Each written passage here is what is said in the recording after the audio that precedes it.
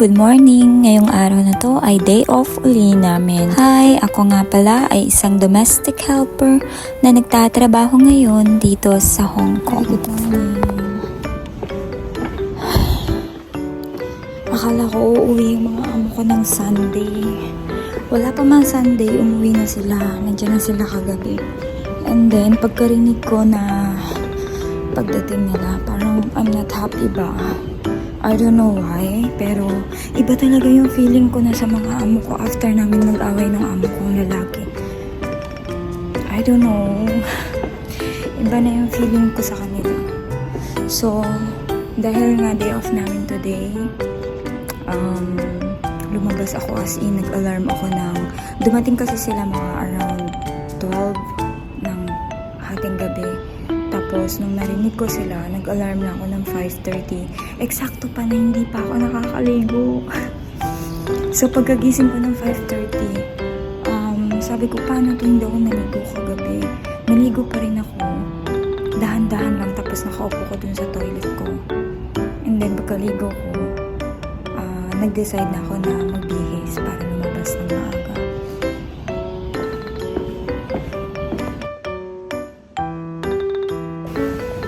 Uupo muna ako saglit dito sa may mall kasi sobrang aga pa.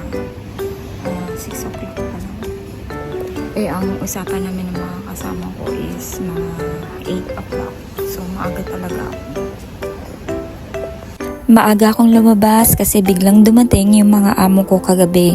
Actually, ang sabi sa akin ng amo ko, linggo daw ng hapon sila uuwi. Pero wala pa man linggo ay umuwi na sila sa bahay. So buti na lang nga, naglinis na ako ng maigi bago ako mag-day off ngayong araw na to. Mag-hike kami ngayon pero easy hike lang ang gagawin namin.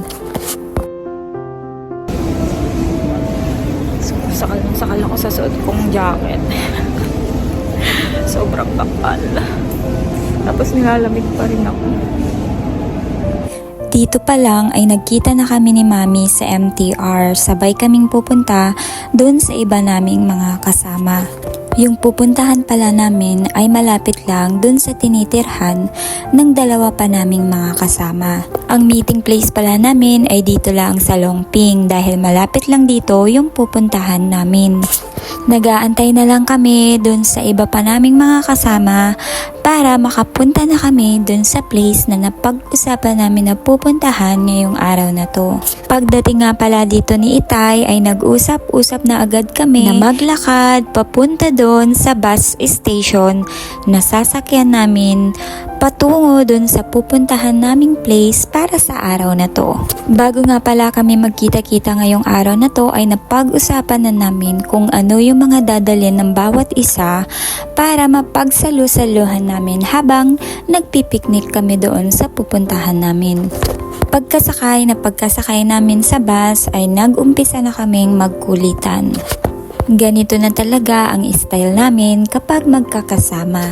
Ito nga palang place na pupuntahan namin ay first time ko ding makikita. Simula nung naging bahagi na rin ako ng Talads family ay unti-unti ko na rin na-explore ang Hong Kong.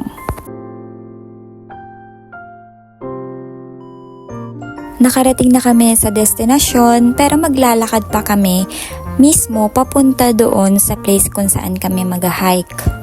Sa mga ganitong klase nga po pala ng mga lakad namin, hindi po ako masyadong nagtatanong kung ano yung pangalan ng place na pupuntahan namin. Pagka po kasi may kasama ako ay dumedepende talaga ako sa mga kasama ko. Basta po ako, nasa likod lang nila o kasabay nila ang maglakad. Hindi po kasi ako interesado about sa mga pangalan ng mga lugar na pinupuntahan namin. Mahirap po kasi akong makatanda ng mga pangalan ng mga lugar na pinupuntahan namin tuwing day off. Pero kung gusto nyo po talagang malaman yung mga place na pinupuntahan namin, ay maaari nyo pong i-check at tignan sa page po ni Tad's Relos page yung mga guide at mga details papunta po sa magagandang lugar dito sa Hong Kong. Pagdating po namin dito sa starting point ay nag-decide muna kami na gumawa ng kaunting content. Dito nga ay medyo nadulas po ako at namali ng paghakbang dun sa inaakyatan ko. Kaya medyo nagtawanan sila sa akin. Pagkatapos nga namin ditong gumawa ng kaunting content ay nag-start na uli kaming maglakad papaakyat mismo doon sa pagpapahingahan muna namin. Nag-decide po kasi kami na kumain muna ng brunch para mabawasan yung mga bit-bit naming mabibigat. Dito nga ay medyo nag-aasaran din kami. Simula kasi nung mag-winter ay medyo napatigil kami sa pag-extreme hike. Kaya medyo naninibago yung mga katawan namin at konting akyat ay medyo hinihingal na kami. Sobrang ganda ng place na to at hindi ko in-expect yung magagandang view na makikita dito sa tuktok ng bundok na to. Dito nga po pala sa place na to ay magpapahinga muna kami at dito na kami kakain ng brunch. Maganda talaga yung place na to na tambayan, pagpiknikan at pagbarbecuehan habang nagpapahinga.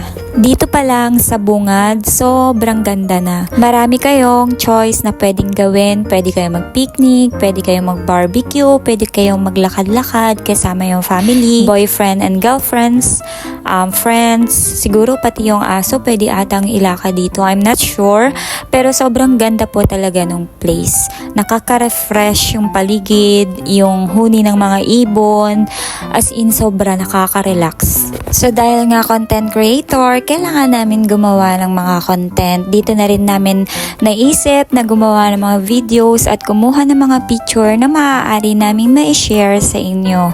Isa na rin po itong dahilan para po makapagpahinga kami at ma-enjoy naman yung kabuuang day off namin ngayong araw na to. Nakakahanga yung mga hiking trail dito sa Hong Kong. Sobrang safe, hindi ka mawawala at mabilis yung rescue nila if ever na may mangyaring hindi maganda sa'yo on the way o during your hike. Sobrang, you feel safe kapag andito ka. As you can see po, patag naman yung dinadaanan namin at saka kalsada siya. Maganda po talaga siyang galaan ng family, ganun, mga magbabarkada. Hindi siya ganun ka, hindi ka may stress.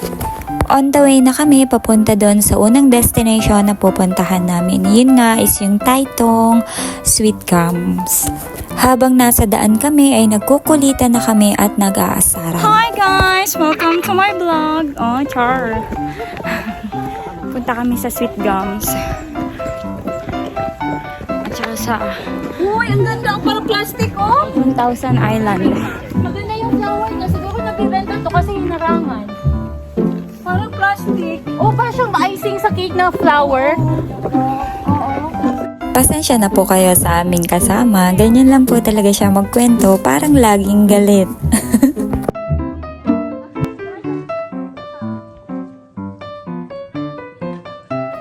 Katatapos lang namin kumain ng brunch ay nakaramdam na naman ako ng pagkagutom. Kaya nang hingi ako ng isang tinapay sa mga kasama ko. Sa wakas ay narating na po namin yung unang destination namin. Nung mga time po pala nito habang kumakain ako ng tinapay at habang busy naman yung mga kasama ko sa paggagawa ng mga content, ako naman po ay biglang nawala sa mood. Yun nga, habang nag-e-enjoy na ang mga kasama ko sa ganda ng lugar nitong pinuntahan namin, ako naman ay kumakain ng tinapay at inaantok sa ngayon.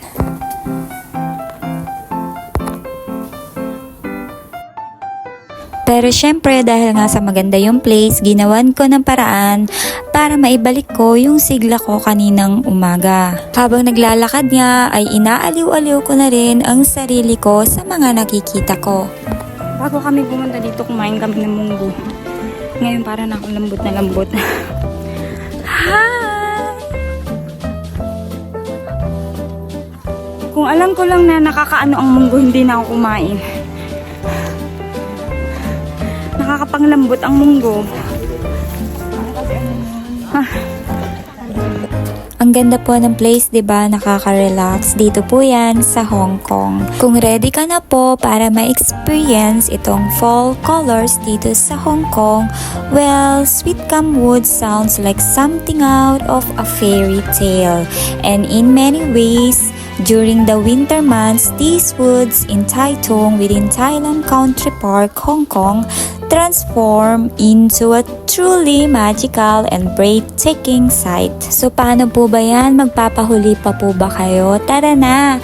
Gala na kayo dito. At kung kayo naman po ay nagbabalak naman na mag-tour dito sa Hong Kong, isa na po ito sa pinakamagandang place na maaari ko pong may share sa inyo na pwede nyo pong puntahan kasama ng family nyo. Gaya nga din po ng sabi ko sa inyo, pwede nyo pong i-visit yung page ni Tad's Relos page para po makita nyo yung detail at saka po yung guide papunta dito. Maganda po ito sigurong puntahan kapag winter talaga kasi hindi ko pa po na-experience na puntahan ito nang hindi po winter dahil first time ko nga din po ngayon na puntahan ito. After ko nga pong magkuha-kuha baga ng mga videos at picture ko, mag-emote-emote po, dito na po ako nakaramdam ng antok. So, nag-iglip po baga ako while nagwe-wait ako sa mga kasama ko.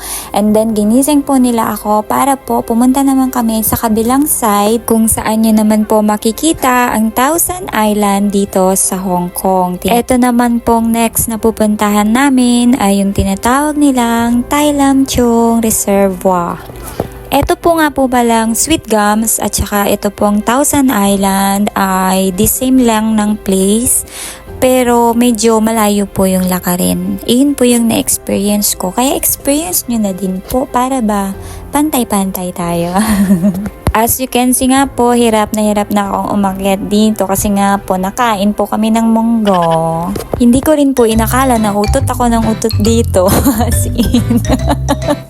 Dahil po talaga siya sa munggo, hindi po advisable ang munggo na baunin kapag mag-hike. Mabigat po talaga siya sa tiyan. Hindi ko ina-advise na kainin nyo siya while mag-hike kayo. Kahit easy pa yan, hindi po talaga siya maganda. Pwede siya kapag ka nagpapahinga lang kayo yon. Pwede siyang kainin. Pero yung mag-hike, hindi siya advisable na kainin. So dahil mabigat siya sa katawan, nakakalanta po siya. Imbes na mag-enjoy ka, parang pagod ka na wala ka pang nararating. Parang ganun yung feeling ba? So finally po, after a long walk, nakarating na po kami sa Tai Lam Chung Reservoir na tinatawag po nilang Thousand Island. Ito po nung time na to ay medyo cloudy siya at saka gutom na naman ako. Niloloko ko yung mga kasama ko nung time na to kasi sabi nila it's a Thousand Island pero sabi ko po parang 50 island lang yan, wala pa nga siyang 10. So ayun nga, tawa po sila ng tawa sa akin.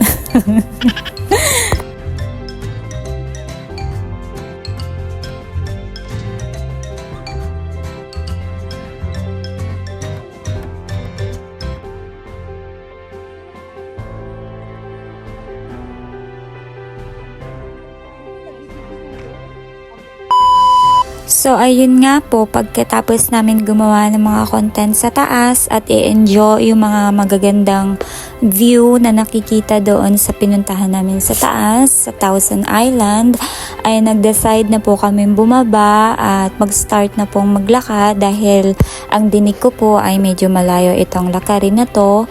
Ang labas po namin ay sa Tuen Mun. Kailangan po namin umuwi ng maaga dahil nga po hindi kami pwedeng abutin dito ng gabi. May mga kasama kaming may mga curfew, including na po ako. Char. Uwi na kami.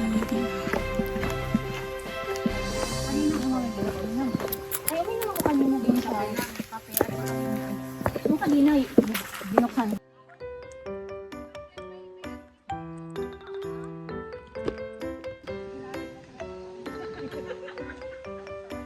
Natapos na naman ang isang buong maghapon na day off at kailangan na naman po naming umuwi sa kanya-kanya naming mga amo.